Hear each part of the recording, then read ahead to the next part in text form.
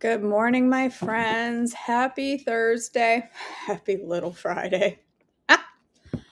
Oh, Gracie. I thought you were going to get to leave yesterday. Or you get to leave today. Do you get to leave today? Do you get to leave the hospital today? I'm having chocolate milk. I'm filling the coffee void with chocolate milk this morning because I need something on my belly because I'm going to go to the gym in a little while. He came over to say hi back. Well, let me see. Hold on. Make y'all sick here with the camera. Put it. Say hi.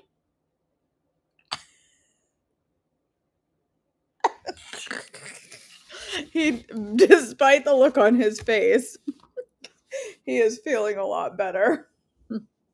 He's feeling a lot better. He's arguing with me about not getting up on furniture, but he's doing better, and we were able to give him a little something to help his belly feel better from the antibiotics, and he's doing all right.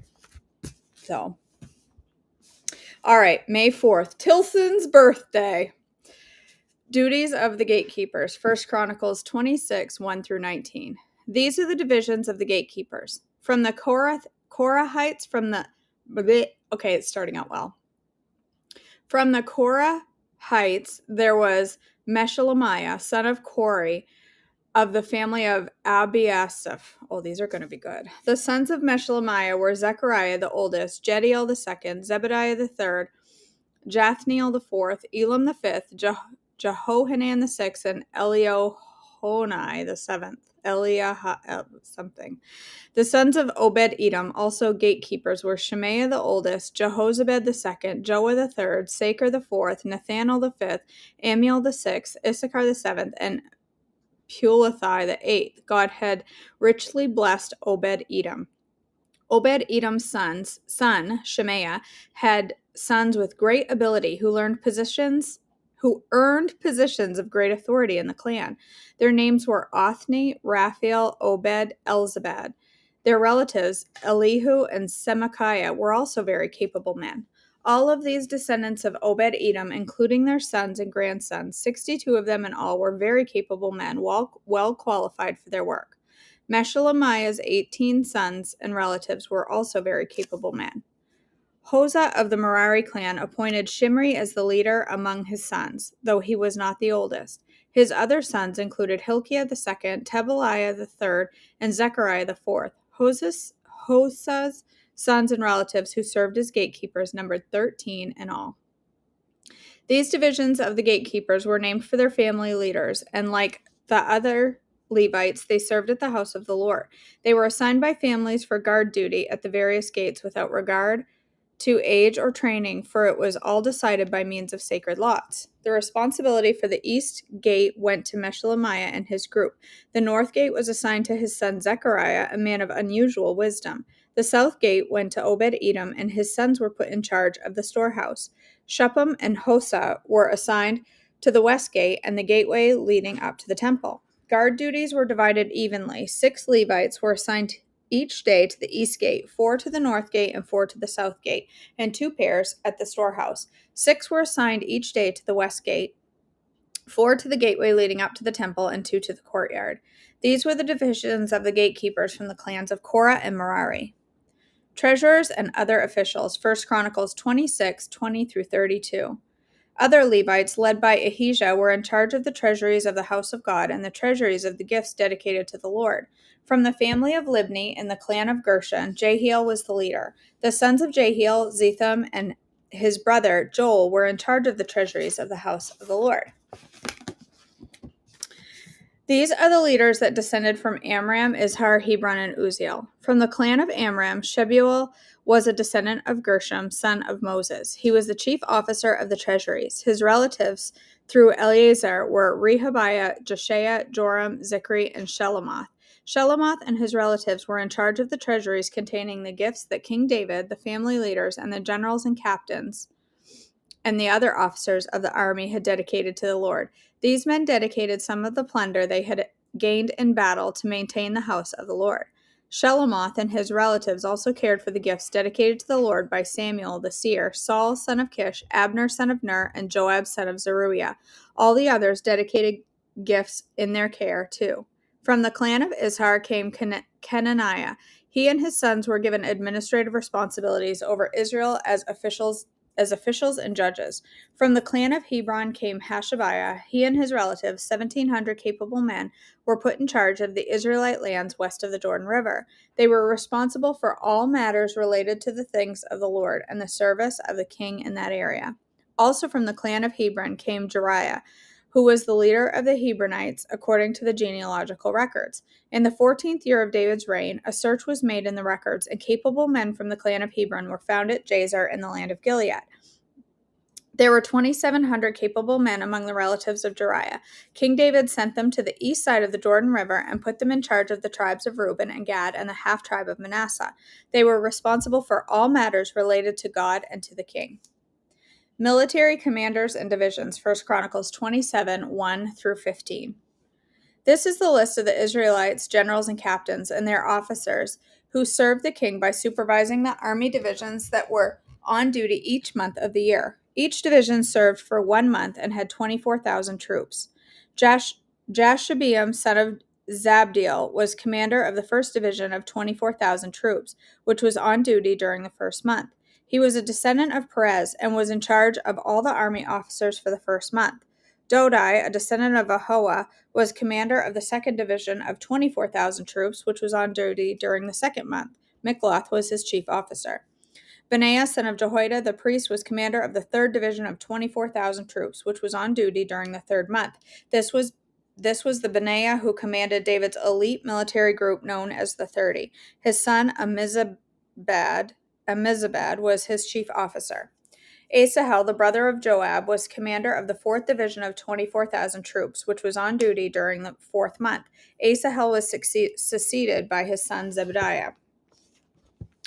Shema the Israelite was commander of the 5th division of 24,000 troops, which was on duty during the 5th month. Ira, son of Ikesh from Tekoa, was commander of the 6th division of 24,000 troops, which was on duty during the 6th month. Helez, a descendant of Ephraim from Pelon, was commander of the 7th division of 24,000 troops, which was on duty during the 7th month. Sibbecai, a descendant of Zerah from Husha, was commander of the 8th division of 24,000 troops, which was on duty during the 8th month. Abiezer from Anathoth in the territory of Benjamin was commander of the 9th division of 24,000 troops, which was on duty during the 9th month. Mahari, a descendant of Zerah from Netophath, was commander of the 10th division of 24,000 troops, which was on duty during the 10th month. Benaiah from Pirathon in Ephraim was commander of the 11th division of 24,000 troops, which was on duty during the 11th month. Heled, a descendant of Othniel from Netophath, was commander of the 12th division of 24,000 troops, which was on duty during the 12th month. Leaders of the tribes, 1 Chronicles 27, 16 through 24. The following were the tribes of Israel and their leaders. The tribe of Reuben, the leader was Eleazar, son of Zikri. From the tribe of Simeon, the leader was Shephatiah, son of Makkah. From Levi, Hashabiah, son of Kemuel. Aaron the priest, Zadok. From Judah, Elihu, a brother of David. From Issachar, Omri, son of Michael. From Zebulun, Ishmaiah, son of Obadiah. From Naphtali, Jeremoth, son of Azriel. From Ephraim, Hoshea. From Azaziah, Manasseh in the west. Joel, son of Pedaiah. Manasseh in Gilead, the east. Iddo, son of Zechariah. From Benjamin, Jasiel, son of Abner. And Dan, from Dan, Azarel, son of Jeroham. These were the leaders of the tribes of Israel. When David took his census, he did not count those who were younger than 20 years of age, because the Lord had promised to make the Israelites as numerous as the stars in the heaven. Joab, son of Zeruiah, began the census, but never finished it, because the anger of God fell on Israel. The total number was never recorded in King David's official records. Officials of David's kingdom, 1 Chronicles 27, 25 through 34. Asmaveth, son of Adiel, was in charge of the palace treasuries. Jonathan, son of Uzziah, was in charge of the regional treasuries throughout the towns, villages, and fortresses of Israel. Ezri, son of Caleb, was in charge of the field workers who farmed the king's lands. Shimei from Ramah was in charge of the king's vineyards. Zabdi from Shephem was responsible for the grapes and supplies of wine. Baal-Hanan from Gedor was in charge of the king's olive groves and sycamore fig trees in the foothills of Judah. Joash was responsible for the supplies of olive oil. Shitrai from Sharon was in charge of the cattle on the Sharon plain. Shaphat, son of Adlai, was responsible for the cattle in the valleys. Obil, the Ishmaelite, was in charge of the camels. Jediah from Maronoth was in charge of the donkeys. Jaziz the Hagrite was in charge of the king's flocks of sheep and goats. All of these officials were overseers of King David's properties. Jonathan, David's uncle, was a wise counselor to the king, a man of great insight, and a scribe. Jehiel the Hachmonite was responsible for teaching the king's sons. Ahithophel was a royal advisor. Hushai the Archite was the king's friend. Ahithophel was succeeded by Jehoiada, son of Benaiah, and of Abiathar. Joab was commander of the king's army. David's instructions to Solomon. 1 Chronicles 28, 1 through 21. David summoned all the officials of Israel to Jerusalem, the leaders of the tribes, the commanders of the army divisions, and other generals and captains, the overseers of the royal property and livestock, the palace officials, the mighty men, and all the other brave warriors in the kingdom. David rose to his feet and said, "My brothers and my people, it was my desire to build a temple where the ark of the Lord's covenant, God's footstool, could rest permanently. I made the necessary preparations for the building. But God said to me, 'You must not build a temple to honor my name, for you are a warrior and have shed much blood.' Yet the Lord, the God of Israel, has chosen me from among all my father's family to be king over Israel forever. For he has chosen the tribe of Judah to rule, and from among the families of Judah he chose my father's family. And from among my father's sons the Lord was pleased to make me king over all of Israel. And from among my sons the Lord has given me many. He has chosen Solomon to succeed me on the throne of Israel and to rule over the Lord's kingdom. He said to me, 'Your son Solomon will build my temple and its courtyards, for I have chosen him as my son, and I will be his father. And if he continues to obey my commands and regulations as he does now, I will make his kingdom last forever.' So now, with God as our witness, and in the sight of all of Israel, the Lord's assembly, I give you this charge. Be careful to obey all the commands of the Lord your God, so that you may continue to possess this good land and leave it to your children as a permanent inheritance. And Solomon, my son, learn to know the God of your ancestors intimately. Worship and serve him with your whole heart and a willing mind. For the Lord sees every heart and knows every plan and thought. If you seek him, you will find him. But if you forsake him, he will reject you forever. So take this seriously. The Lord has chosen you to build a temple as his sanctuary. Be strong and do the work." Then David gave Solomon the plans for the temple and its surroundings, including the entry room, the storerooms, the upstairs room, the inner rooms, and the inner sanctuary, which was the place of atonement. David also gave Solomon all the plans he had in mind for the courtyards of the Lord's temple, the outside rooms, the treasuries, and the rooms for the gifts dedicated to the Lord.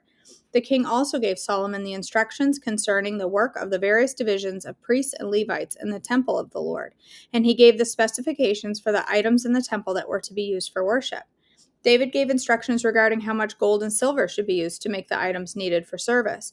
He told Solomon the amount of gold needed for the gold lampstands and lamps, and the amount of silver for the silver lampstands and lamps, depending on how each would be used. He designated the amount of gold for the table on which the bread of presence would be placed, and the amount of silver for the other tables.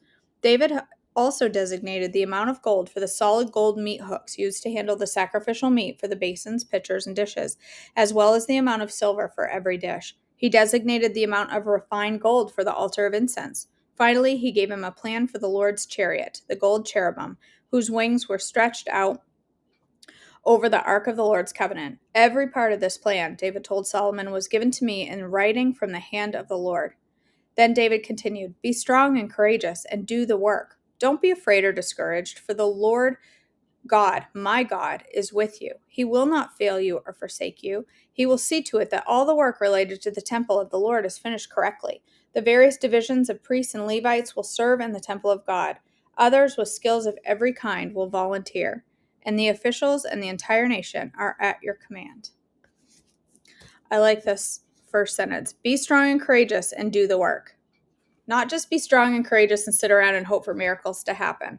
Be strong and courageous and do the work. All right.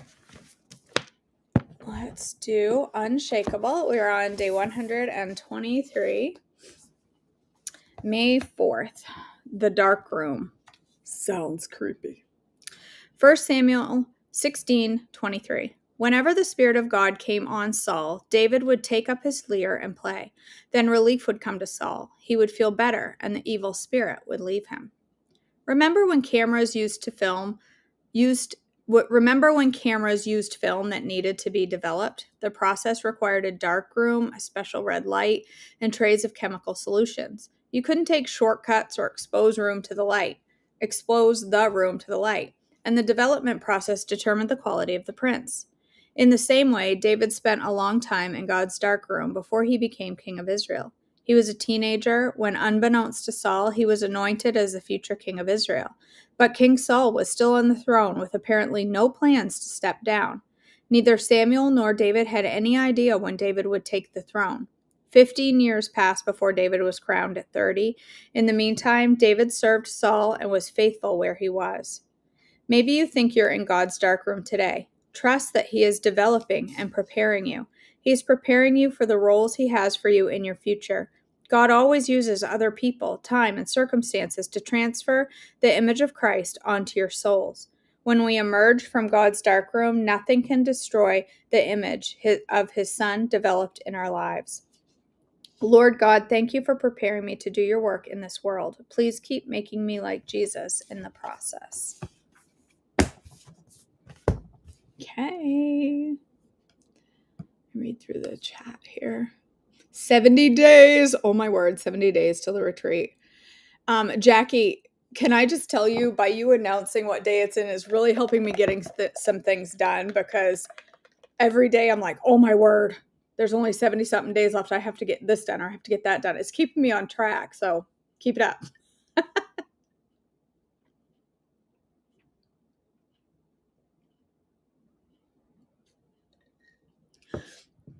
I am, Jennifer. I still feel a little bit like slightly not me, but for the most part, I feel back to normal.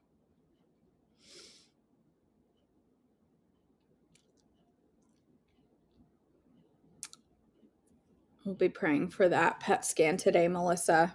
Yeah, that can be a lot for some people. It's that medicine they give you. Hello in India. My back is shot and causing extreme pain.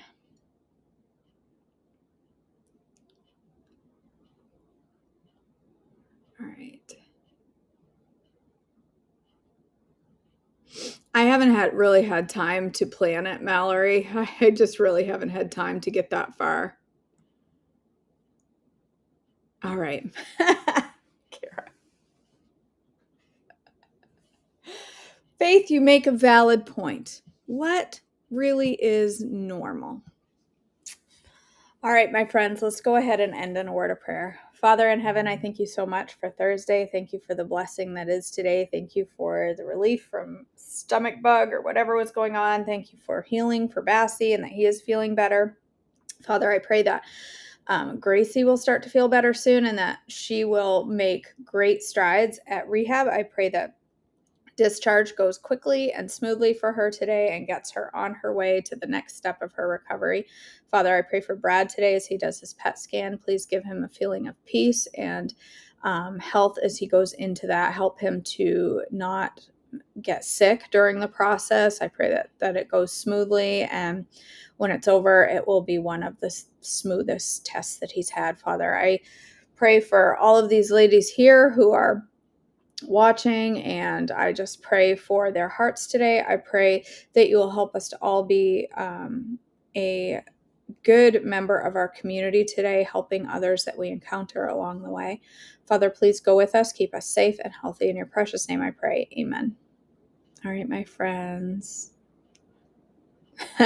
Yes, and Mallory's eyes. Yes, did I miss that? I missed that. How are your eyes, Mallory? Were they able to fix that at the doctor? Were they able to do that, or are you going to have that surgically fixed?